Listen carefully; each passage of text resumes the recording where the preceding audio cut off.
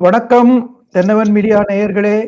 தேர்தல் திருவிழா நடக்கும் இந்நாட்களில் அரசியல் நிகழ்வுகளுக்கு பஞ்சமே இல்லை. இன்றைய நிகழ்வுகளை பற்றி நம்முடன் விவாதிக்க திரு அருண் அவர்கள் இணைகிறார்கள். டெய்லி பஞ்ச் அருணை வரவேற்போம். வணக்கம் சார். வணக்கம் சிவா. திருவிழான்னு சொன்னீங்க, அது இலை அதான் அந்த மாவலை அது தோரணம் எல்லாம் கட்டியாச்சா? எல்லாம் கட்டி பரபரப்பா போயிட்டு இருக்க தமிழ்நாட்டுல. நீங்க தான் வந்து முக்கியமான கருத்தாவே இங்க வந்து மக்களுக்கு அந்த நிகழ்ச்சிகளை கடத்துறது இல்லை. அது உங்களுக்கு தெரியுமா? கடத்தலா பாத்துங்க, வேற ஏதாவது செக்ஷன் போட்டு போறாங்க. சரி, இலை அப்படின்னா எப்படி? ஒற்றை இலையா, இரட்டை இலையா, இல்ல பூவோடு சேர்ந்த இலையா? உங்க கை எல்லா இடத்துலயும் இருக்கு சார். அது எல்லாம் அந்த சூரியனுக்கு நன்றி சொல்ல வேண்டும். ஆமா ஆமா கண்டிப்பா. அதுக்கு பயந்து கொடை பிடிச்சிக்கினா என்ன பண்றது? சரி, உங்களுக்கு இவ்வளவு தூரம் நீங்க அழகா பேசுறதுக்கு உங்களுக்கு ஒரு மாம்பழம் தான் நான் பெருசா தரப்போறேன். பரவாயில்ல, உலகத்தை சுத்தாம வீட்டுக்குள்ள உட்காந்துக்கினே மாம்பழம் கிடைக்கிறதுனா பெரிய விஷயம்தான். கண்டிப்பா கண்டிப்பா. இப்போ கம்யூனிஸ்ட் தலைவர் திரு நல்லக்கண்ணு அவங்களுடைய இறுதி சடங்கு நிகழ்ச்சியில திருமதி பிரேமலதா ரஜினிகாந்த சந்திச்சாரு. அப்ப வந்து அந்த சோக நிகழ்ச்சியில கூட அவங்க வந்து நீங்களும் கமலஹாசனும் சேர்ந்து நடிக்கிற அந்த படத்தோட ப்ரமோ பார்த்ததாகவும் ரொம்ப நல்லா இருந்துச்சு அப்படின்னு சொல்லி ரெண்டு பேரும் சிரிச்சு பேசினாங்க. சோ இந்த இறுதி சடங்குல இல்லாட்டி ஒரு துக்க விழால கூட வந்து இப்படி அவங்க நடந்துக்கணுமா?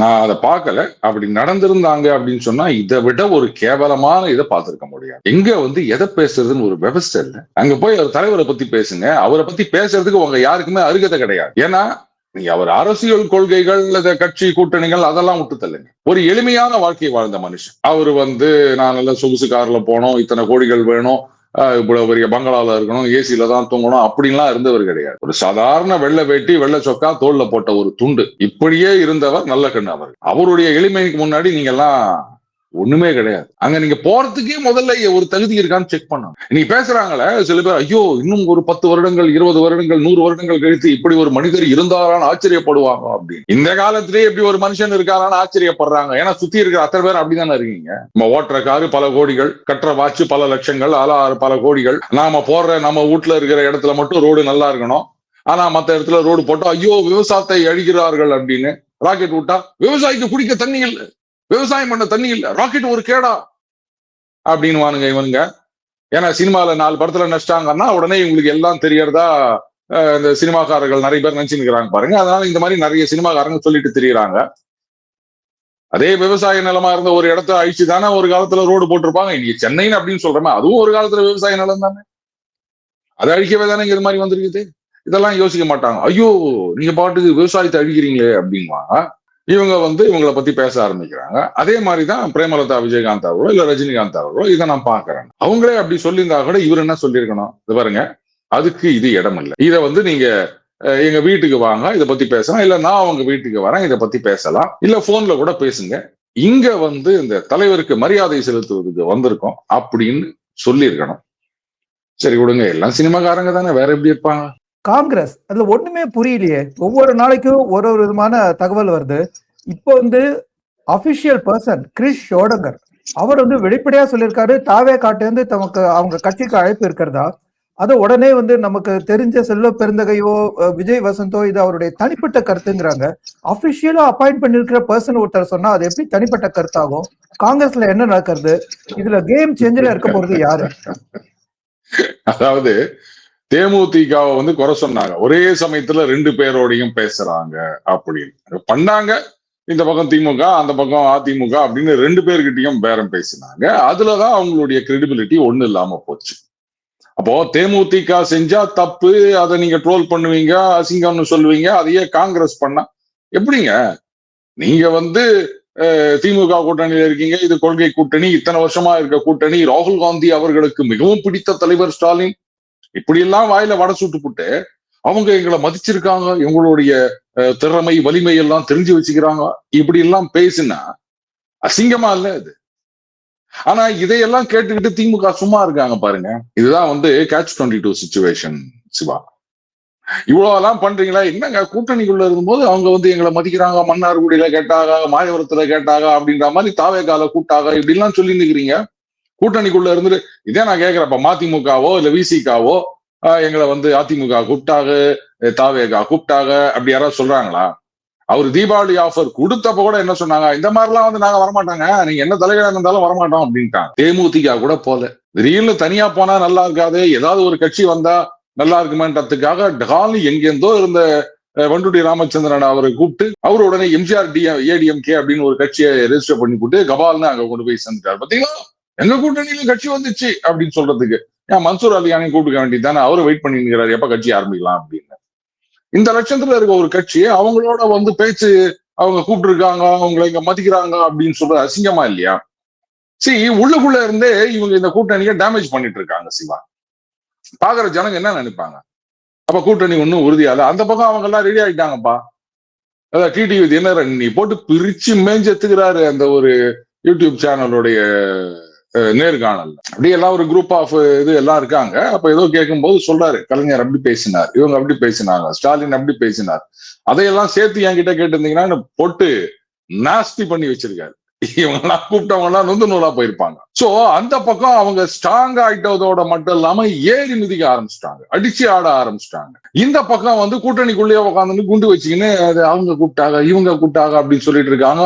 இதுல வேற பாத்தீங்கன்னா உள்ளாட்சியில் கூட்டாட்சி அப்படின்னு வேற ஒரு பேச்சு போயிருக்கு. அதனால உள்ளாட்சியில கூட்டாட்சி எப்படி? பஞ்சாயத்துல ஒவ்வொன்றும் மந்திரி பதவி ஊத்துறாங்களா? பஞ்சாயத்துல என்னங்க கூட்டாட்சி? எனக்கு புரியலையே. மேயர் பதவி அப்படின்றதெல்லாம் எப்பவோ முடிவாயிடுச்சு. எலெக்ஷன் நடந்து எத்தனை வருஷம் அது? இனிமேதான் வந்து கூட்டாட்சி பத்தி பேச போறீங்களா நீங்க உள்ளாட்சியில? அப்படி உள்ளாட்சியில வந்து கூட்டாட்சி அப்படின்னு சொன்னா அப்பவே பாத்தீங்களா சரண்டர் ஆயிட்டாங்க திமுக. அப்போ நீங்க ஒரு சரண்டர் ஆயிட்ட கட்சி அப்படின்னும் போது இதுல கேக்குறாங்க, இவங்க வந்து ஆட்சி அதிகாரம் டெல்லியில் இருக்க வேண்டுமா, செயின்ட் ஜார்ஜ் கோட்டையில் இருக்க வேண்டுமா அப்படின்னு. காங்கிரஸ் உடைய அதிகாரம் டெல்லியில இருக்கு. இப்ப உங்க அதிகாரமும் டெல்லியில தானே இருக்கு. ஆட்சி அதிகாரத்துல இல்லாத டெல்லி கையில, அந்த காங்கிரஸ் உடைய ஹெட் குவார்டர்ஸ் கையில, காங்கிரஸ் உடைய ஹைகமாண்ட் கையில திமுகவுடைய முடிவுகள் இருக்கின்றன. அப்ப அதிகாரம் வந்து காங்கிரஸ் ஹைகமாண்ட் கையில, திமுகவை மீதான அதிகாரம் காங்கிரஸ் ஹைகமாண்ட்ல இருக்குது அப்படின்னு சொன்னா இவங்க வந்து பாஜக வந்து அதிமுகவை கண்ட்ரோல் பண்ணுதுன்னு சொல்லலாம் எடுபடுமா சிவா? சோ உள்ளுக்குள்ள இருந்தே நல்லா வச்சு செய்யறாங்க. நீங்க கூட்டணியாவது ஆட்சியாவது பதவிக்கு வந்தாதானே இதெல்லாம், உங்களை பதவிக்கு வர விடுறது இல்ல அப்படின்னு முடிவு பண்ணிட்டாங்க போல இது காங்கிரஸ். அதுக்காகத்தான் சரியா காய் நவுத்தி நிற்கிறாங்க. இல்லாட்டா கனிமொழி அவர்கள் அங்க போயிட்டு ராகுல் காந்தி அவர்களை பார்த்துட்டு வராங்க, கப்சிப் நீங்க அடங்கி இருக்க வேணாமா? இப்ப ஜோதிமணி சொல்றாங்க, அதாவது தமிழக காவல்துறை பாஜகவின் கட்டுப்பாட்டில் இருக்கின்றது அப்படின்னு. இப்ப சிபிஐ வந்து அமித்ஷாவின் கட்டுப்பாட்டில் இருக்கின்றது, இடி வந்து அமித்ஷா கட்டுப்பாட்டில் இருக்கிறதுன்னு சொன்னா ரைட்டு, அவங்க மத்தியில் ஆட்சியில இருக்காங்க, அதனால அவங்க கையில இருக்கு அப்படின்னு சொல்லலாம். தமிழக காவல்துறை வந்து பாஜகவின் கட்டுப்பாட்டில் இருக்கின்றது, அதனாலதான் வந்து என்னை பத்தி அவர் அவ்வளவு இழிவாக பேசினார், அவர் மீது நடவடிக்கை எதுவுமே எடுக்கவில்லை காவல்துறை, சும்மா இருந்துட்டு அதுக்கப்புறம் அவர் பெயில் வாங்குற வரைக்கும் இருக்காங்க அப்படின்னா இது என்ன காவல்துறை மேல குறை சொல்ற மாதிரி இருக்குதா, இல்ல வந்து முதலமைச்சர் மேலேயே வந்து குற்றப்பத்திரிகை வாசிக்கிற மாதிரி இருக்குதா? காங்கிரஸ் வந்து நீங்க எல்லாம் சொல்றீங்க பாஜக உங்களை முழுங்கிடும், காங்கிரஸ் உங்களை முழுங்காது, கூட இருந்தே உங்களை குழி பறிச்சுட்டு போயிடும். இப்ப கனிமொழி ராகுல் காந்தியை சந்திச்சாங்க, கேசி வேணுகோபால் இங்க வந்து கனிமொழி ஸ்டாலின் ரெண்டு பேரையும் சேர்ந்து சந்திச்சாங்க. ஒரு சமயத்துல கூட இவங்க எல்லாம் சேர்ந்து இருக்கிற புகைப்படம் வெளில வரலையே. அதே சமயத்துல பிரேமலதா அங்க போன உடனே அதுல வீடியோ, வரவேற்கிற வீடியோ, பேசுற வீடியோ எல்லாம் வந்தது. சோ காங்கிரஸோட உண்மையா பேச்சுவார்த்தை நடத்துறதா இருந்தா ஒரு புகைப்படமாவது வெளில வர வேண்டாமா? என்ன நினைக்கிறீங்க? பேச்சுவார்த்தை எல்லாம் சுமூகமா நடந்திருந்தா புகைப்படம் போட்டிருக்கலாம். ஒன்னும் நடக்கல அப்படின் போது என்ன பண்றது சிவா? ஆனா இப்படி பார்க்கலாம், அது சும்மா ஒரு குட்டி ஸ்டோரி சொன்னேன்றதுக்காக சொல்றேன். இப்போ நீங்க வந்து உங்க பையனுக்கோ பொண்ணுக்கோ சம்பந்தம் பேச வராங்க அப்படின்னும் போது எல்லாம் ஒரு மாதிரி சுமூகமா ரைட்டு ஒரு மாதிரி ஓகே ஆயிடுச்சுன்னு சொன்னா ஒரு குரூப் எடுத்து உடனே ஃபேஸ்புக்ல போடலாம், the beginning of a new era அப்படின்னு. அது ஒண்ணு சரிப்பட்டு வரல பையனுக்கோ இல்ல பொண்ணுக்கோ, அது பிடிக்கல அப்படின்னா அப்பா அது வேணாப்பா அப்படின்னு சொல்லிட்டாங்கன்னு வச்சுக்கோங்களேன், அவங்க கையில நீங்க உடனே ஒரு செல்ஃபி எடுத்து போடுவீங்களா? அப்படி பார்க்கணும், அதாவது வாழ்க்கையோட எல்லாத்தையும் நினைச்சு பார்க்கணுன்றதுக்காக சொன்னேன். நீங்க வேற ஏதாவது நினைச்சுக்க போறீங்க. சுமூகமா நடந்திருந்ததுன்னு சொன்னா ஓகே ரைட்டு. ஏன்னா அங்க போய் பாக்குறாங்க இங்க போய் பாக்குறாங்க அப்படின்னும் போது ஏதாவது ஒரு முடிவு வரணும்ல, இத்தனை சீட்டு தான் இல்ல இத்தனை மந்திரி பதவி தான் அப்படின்னு வந்திருந்ததுன்னா ஓகே ரைட் ஒரு போட்டோ எடுத்து போயிடலாம் அப்படின்வாங்க. அது ஒன்னும் ஆரம்பிச்ச மாதிரியும் தெரியல, எப்ப முடியும்னு தெரியல. முடியும்னா கூட்டணி முடியுமான்னு நான் சொல்லல, பேச்சுவார்த்தை முடியுமா அப்படின்னு சொல்றேன். நீங்க உடனே கூட்டணியே முடிஞ்சிருமா சார் அப்படின்னு எல்லாம் கேட்காதீங்க. அதுக்கு இன்னும் நாள் இருக்கு. இது பேச்சுவார்த்தைக்கு சொன்னேன். பாப்போம். இப்ப பாஜக இருந்து 20ல இருந்து 30 எம்எல்ஏக்கள் வருவாங்களோ, அதுல சில பேர் அமைச்சரவையில பதவி பெறுவாங்க அப்படின்னு வந்து இன்னைக்கு நயினார் நாகேந்திரன் அவர்கள் வந்து சொல்லியிருக்காங்க. கூடவே இறை அருள் இருந்தா இதெல்லாம் நடக்கும் அப்படின்னு இருக்காங்க. இப்ப வந்து யார பார்த்து யாரு வந்து தன் கையோ ஆல்சோ சுட்டுக்கிறாங்க, இல்லாட்டி இவங்களும் ஏதாவது முயற்சி செய்வாங்களா? இதுக்கு வந்து என்ன மாதிரி பதில் எடப்பாடியார்ட்ட இருந்து வரும்? இது பாஜக ஏதாவது புது வியூகம் அமைக்க முயற்சி பண்ணுதா? இப்படி சொல்லாமா? நாளைக்கு ஒரு விளக்கம் கொடுக்கலாம். கரெக்டுங்க. வந்து ஒரு 20ல இருந்து 25 எம்எல்ஏக்கள் பாஜக சார்பாக சட்டசபைக்கு போவார்கள். 5 மந்திரிகள்னு சொன்னோம். தமிழக அமைச்சரவைன்னு நீங்களா எடுத்துக்கிறீங்கன்னா என்ன பொறுப்பு? வழக்கம் போல 5 பேரை அந்தந்த ஊர்ல ராஜ்யசபா எம்பி ஆக்கி நாங்க சென்ட்ரல் மினிஸ்டர் ஆக்குவோம். தமிழ்நாட்டுல என்டிஏ ஆட்சியை கொண்டு வந்தா அதுக்காக நாங்க 5 அமைச்சர்கள். ஆனா என்ன, இங்க எம்பி இல்ல, அதனால ராஜ்யசபா மூலமா அமைச்சர்கள் ஆகும். அப்படி தனித்தனியா நடுவில் ஒரு கேப் விட்டு படிக்கணும். நீங்க ஒரே மூச்சுல கடகடகடன் படிச்சுன்னு போறீங்க. ஆனா இப்படி பேசியிருந்தாருன்னா அது தப்பு செய்வா. இந்த மாதிரி நேரத்துல இதெல்லாம் தேவையில்லாத விஷயங்கள். இதான் நான் ஏற்கனவே சொன்னது. ஒட்டுக்கா முடிவு பண்ணிருங்க. இந்த தடவை கூட்டணி ஆட்சி அப்படின்றது சரிப்பட்டு வராது. ஏன்னா கூட்டணி ஆட்சி அப்படின்னாலே உடனே எதிர்பக்கத்துல என்ன பண்ணாங்க பாத்தீங்களா, அவங்க சரண்டர் ஆயிட்டாங்க. இப்படித்தான் பேசுவாங்க. இன்னைக்கு திமுக கூட்டணி ஆட்சின்னு ஒத்துக்காததுக்கு காரணமே இதுதான். உடனே அதிமுக பாத்தீங்களா எங்களை சொன்னாங்க, பாஜகவின் அடிமைகள்னு சொன்னாங்க. அவங்களாவது ஆட்சியில இருக்காங்க. காங்கிரஸ் ஒண்ணுமே இல்லை, காதி பெருங்காய டப்பா, அவங்களுக்கே பயந்துக்கின்னு கூட்டணி ஆட்சின்னு சொல்லிட்டாங்க இவங்க அப்படின்னு இவங்க வந்து ட்ரோல் பண்ண ஆரம்பிப்பாங்க. ஜனங்க மத்தியிலையும் அது சரியா பதியும். பத்தியா, அப்ப திமுக ஒண்ணுமே இல்ல போல இது, காங்கிரஸ் கட்சி ஒண்ணுமே இல்லாத காங்கிரஸ் கட்சி, அவங்க கேட்டாங்கன்னு இவங்க பதவி கொடுத்துடுறாங்க, கூட்டணியில பங்கு கொடுக்குறான்னு சொல்றாங்க, அப்ப அவ்வளவுதான் போல இது அப்படின்னு நினைப்பாங்க. சோ இந்த நேரத்துல இந்த மாதிரி பேசுறது ரொம்ப ரொம்ப தப்பு. ஏன் இந்த மாதிரிலாம் என்ன ஆச்சுன்னு எனக்கு ஒண்ணும் புரியல.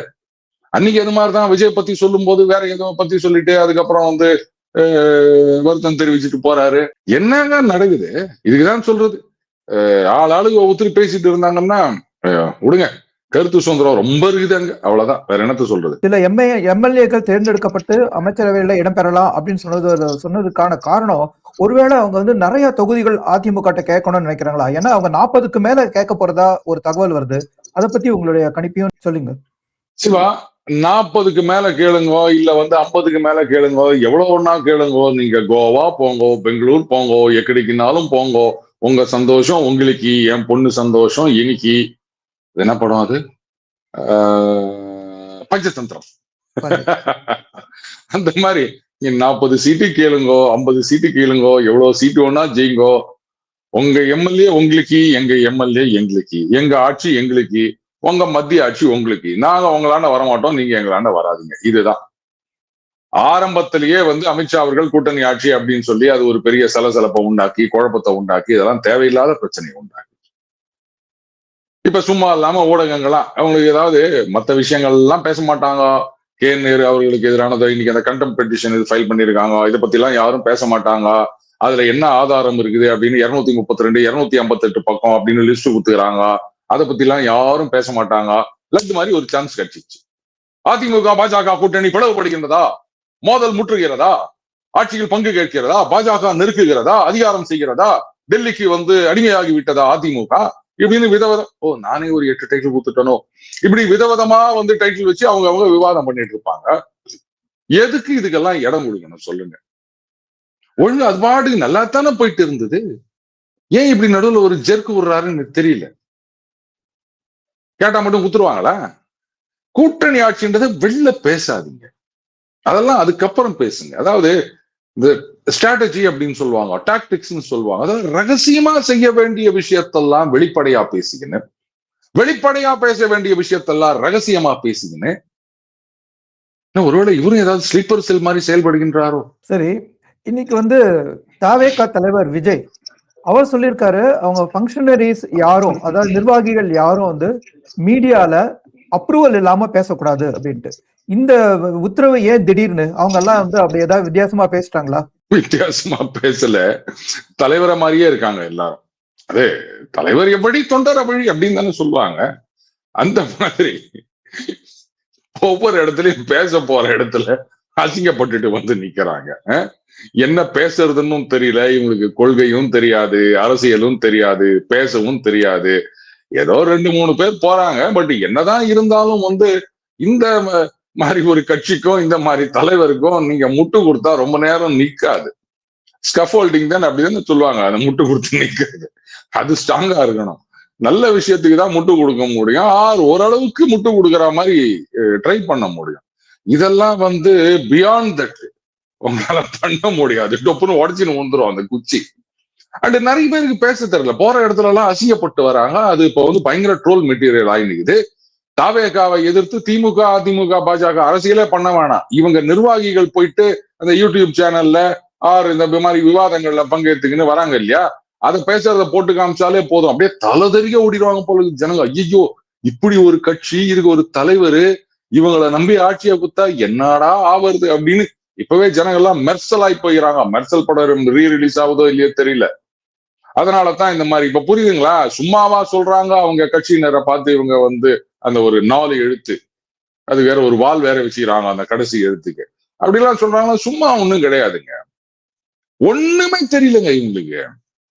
சரி, நீங்க சொல்லலாம் அப்போ மத்த கட்சி தொண்டர்களுக்கு மட்டும் தெரியுதான், கரெக்ட், நான் ஒத்துக்கிறேன். எல்லா கட்சி தொண்டர்களும் இதுல வந்து புதுசா இப்பதான் ஆரம்பிச்சிருக்காங்க அரசியல் படுத்த வேண்டும் அப்படின்னு. எப்படி ஒருத்தர் வந்து ஓட்டு போட வராருன்னா அதுக்கு முன்னாடி ஒரு 6 மாசம் அட்லீஸ்ட் 1 மாசமாவது கரஸ்பாண்டன்ஸ்ல ஏதாவது போய் ஒரு ட்ரைனிங் எடுத்துட்டு வரணுமா? அதெல்லாம் தேவையில்லை. நல்லது எது, கெட்டது எது, நாட்டுக்கு நல்லது கெட்டது, நமக்கு நல்லது கெட்டது, இத பகுத்து ஆராய்ந்து அறிஞ்சு யோசிக்கிற புத்தி இருந்தாலே போதும். இதுதான் அரசியல். இதுக்கு மேல ஒரு அரசியல் உங்களுக்கு தேவையே இல்லை. ஒருத்தர் பேசும்போது இவர் உண்மை சொல்றாரா பொய் சொல்றாரா இது தெரிஞ்சாலே போதும். ஆனா அதையெல்லாம் விட்டுப்புட்டு தளபதி தளபதி தளபதி இதை மட்டுமே சொல்லிக்கிற ஒரு கும்பல், இதுங்களுக்கு என்னத்த தெரியும்? இதுல பாக்குற அந்த மாநாட்டுக்கு வந்து இந்த 2 பேர் அது ஒரு வீடியோல போட்டுருந்தாங்க, 65 வயசுக்கு மேல இருக்கவங்களுக்கு எல்லாம் வாக்குரிமையே கொடுக்க கூடாதா, புடிங்கம்மா. என்னன்னு கேட்டா, ஆமாங்க, அவங்க எல்லாம் வந்து நாங்க இன்னைக்கு இருந்தாலும் அந்த காலத்துல இருந்து ரெட்டலை இல்ல இருந்தாலும் சூரியன், அது எம்ஜிஆர், ஜெயலலிதா இப்படியே சொல்லி நிக்கிறாங்க. அவங்க எல்லாம் போயிட்டாங்க, இப்ப இருக்கிறது அவங்க கிடையாது. இன்னும் நான் அவங்களுக்கே ஓட்டு போடுவோம்னு சொல்லியிருந்தா என்ன அர்த்தம்? அதனால 65 வயசுக்கு மேல இருக்கவங்க எல்லாம் ஓட்ட புடிங்கிருங்க அப்படின்றாங்க. ஏன் அப்ப 25 கீழே இருக்கவங்க எல்லாம் ஓட்ட புடிங்கிருங்க? அதுங்களுக்கு வந்து ஒண்ணுமே தெரியல. இந்த Greece தடவின what is that barricade அதுல எகிரி குதிக்குதுங்க.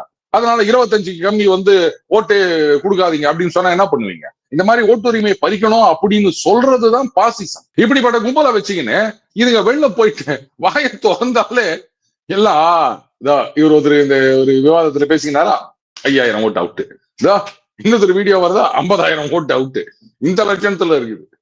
அதாவது தாவேகான்னு சொல்றாங்களாம் தலை தெரியுன்னு ஓட விடுறாங்க இந்த மாதிரி பேசுறவங்க. அதனாலதான் மதுரையில் யாரும் வாய் திறந்து பாடக்கூடாது அப்படின்னு ஹேமநாத பாகவதர் சொன்னார் பாருங்க.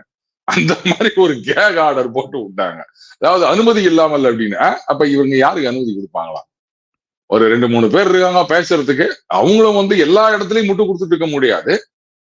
இந்த மாதிரி மீடியாவை பாய்காட் பண்ணிட்டீங்கன்னா என்ன பண்ண போறீங்க? இவங்க தலைவரும் வரமாட்டாரு, தொண்டர்களும் பேசக்கூடாது, ஆனா ஜனங்க மட்டும் போய் ஓட்டு போடணும். இது நல்ல ஐடியாவா இருக்கு சிவா, நம்ம கூட இந்த மாதிரி ட்ரை பண்ணலாம்னு நினைக்கிறேன். சார், எனக்கு தெரிஞ்ச தாவேக்கால அதிகமா பேசிட்டு இருந்தது நம்ம குஷி ஆனந்த், அப்புறம் வந்து அருண்ராஜ், அந்த மாதிரி ரொம்ப சில பேர் தான். ஸோ அவங்களுக்காக இப்படி ஒரு கட்டுப்பாடை போட்டிருக்கிற விஜய், அவங்க மாநாட்டில் வந்து கலந்துக்கிற அவருடைய தொண்டர்கள் வந்து அவங்களுடைய ஆட்டிடியூட், அவங்களுடைய அந்த மாநாட்டில் அவங்க நடந்துக்கிற விதம் ரொம்ப முரண்பாடோட இருக்கு. கம்பேரிட்டிவ்லி டு நாம் தமிழர் கட்சி மாநாடுக்கு எல்லாரும் இப்ப பண்ணி அது நம்ம எல்லாருக்கும் தெரிஞ்ச விஷயம்.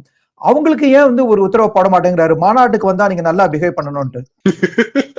ஆக்சுவலா இந்த கேக் ஆர்டர்ன்றது வந்து புஷி ஆனந்துக்கோ அருண்ராஜுக்கோ கிடையாது. இந்த ஒவ்வொரு லோக்கல் லெவல்ல கீழ்மட்ட லெவல்ல இருந்து மேல்மட்டம் லெவல் வரைக்கும் நிறைய நிர்வாகிகள் இப்ப கட்சியில போட்டுக்கிறாங்க இல்லையா, பூத் கமிட்டி மெம்பர்ல இருந்து அது இது அப்படின்னு சொல்லிட்டு. சோ இவங்க தான் வந்து அந்த ஊடக விவாதங்கள் அது இதெல்லாம் போய் கலந்து வந்து சரியா அடி வாங்கின்னு வராங்க.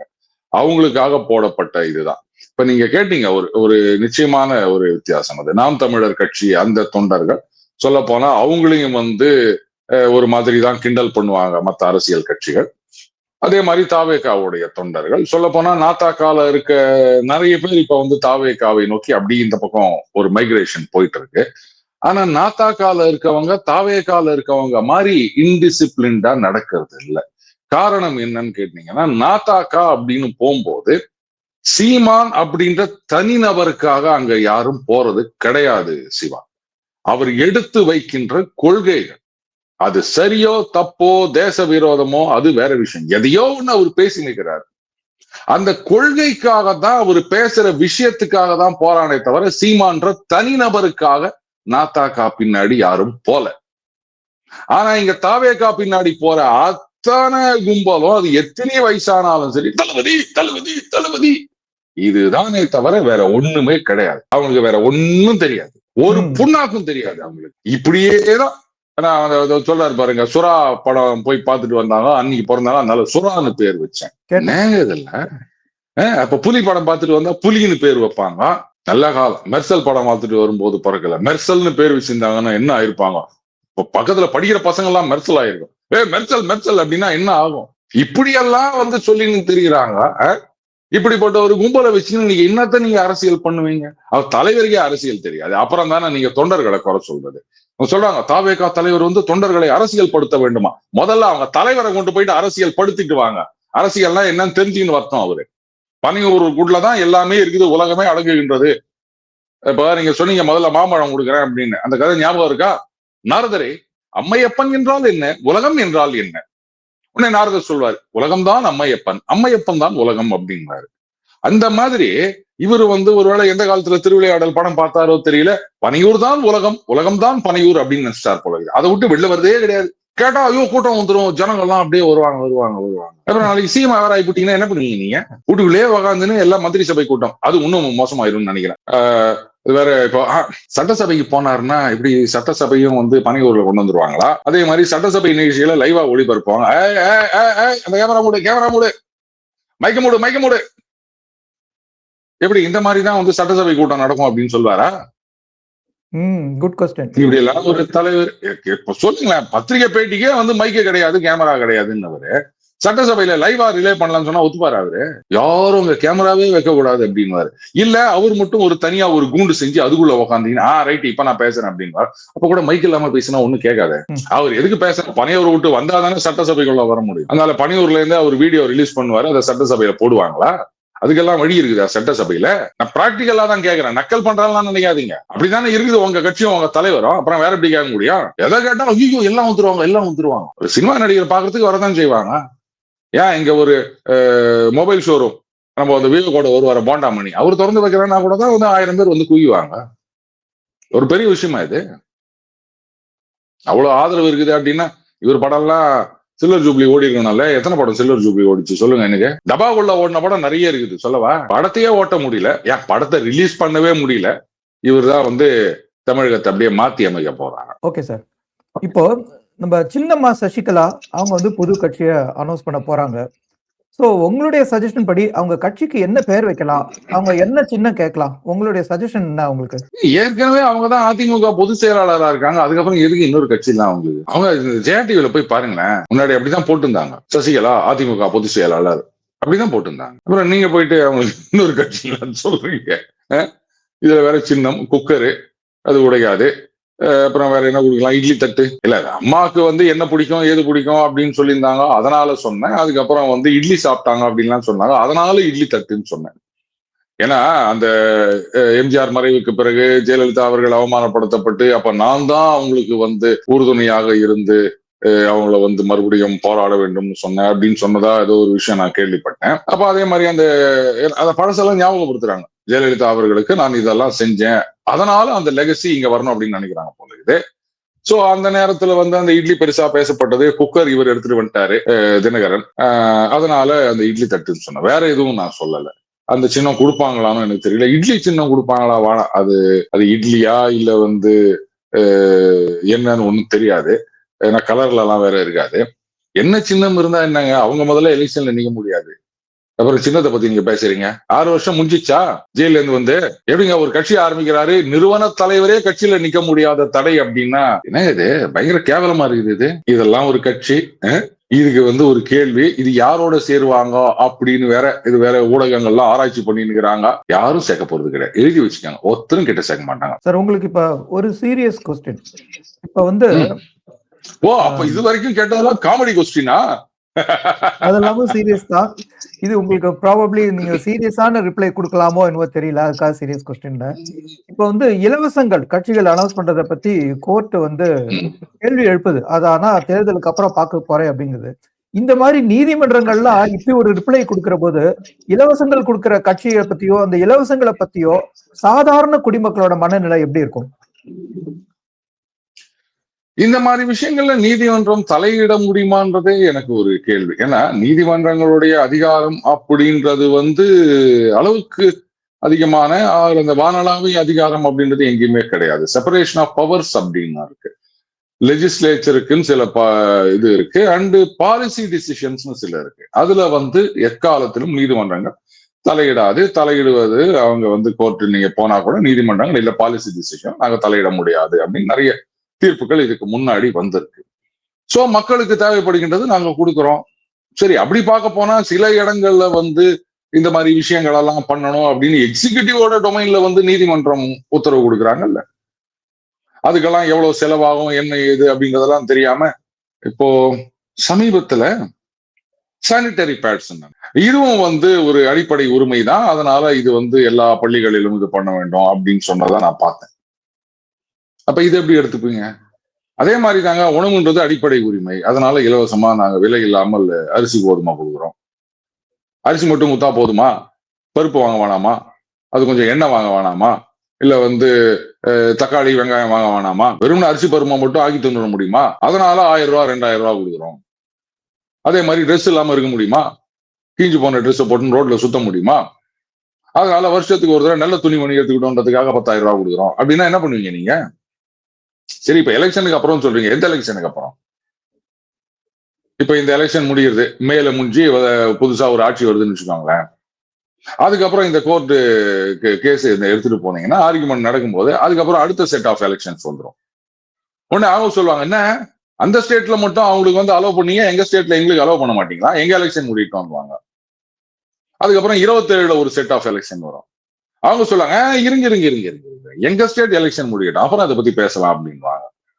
நம்ம ஊர்லதான் வந்து வருஷத்துக்கு 2 எலெக்ஷன் வந்து நிக்குது இல்ல, அப்புறம் 29 பாராளுமன்ற தேர்தல் வந்துடும். அப்படியே போயின்னே இருக்க வேண்டியதுதான்.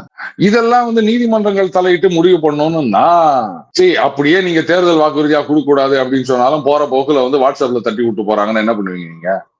அது யாரோ தட்டி விட்டு போனாங்க, எங்களுக்கு அதுக்கு சம்மந்தம் கிடையாதுன்னு சொன்னா என்ன பண்ணுவீங்க?